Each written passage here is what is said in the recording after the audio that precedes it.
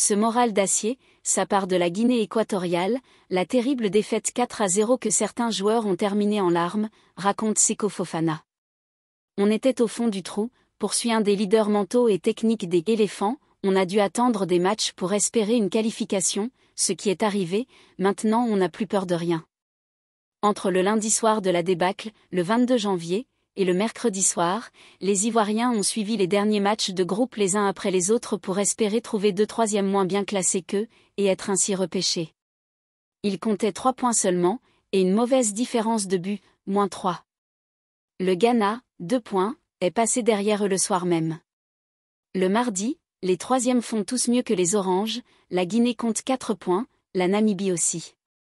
Mais le mercredi, au dernier match, le Maroc a le bon goût de battre la Zambie, 1-0, qui reste troisième de son groupe avec 2 points.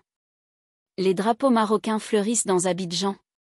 Pendant ces 2 jours, c'était très, très dur pour nous, se souvient Serge Aurier, on était à l'hôtel, on rasait les murs limites pour aller manger, on a été repêchés, on a attendu la victoire du Maroc pour être là.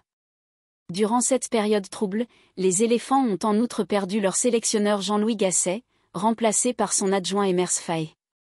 Je pense que mentalement, quand tu es ressuscité comme on l'a été, il n'y a plus rien qui te fait peur, on fonce, on y va, poursuit Aurier, ancien du Paris SG, 2014 à 2017, et un des patrons du groupe, son seul champion d'Afrique, 2015, avec Max-Alain Gradel.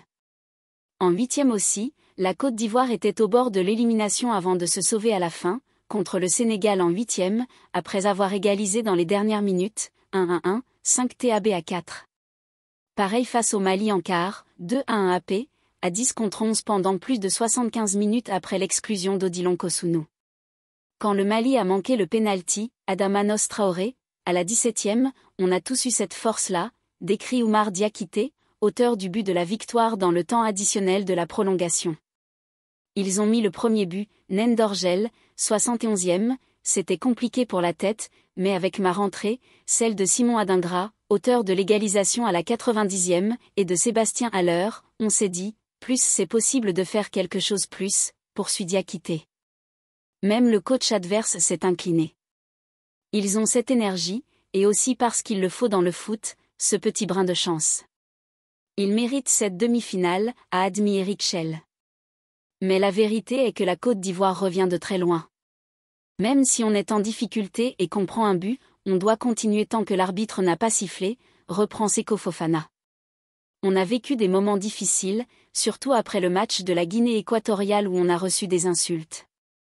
On s'est senti seul, mais on a réussi à plus switcher plus, conclut-il. Les champions arrivent à passer à autre chose.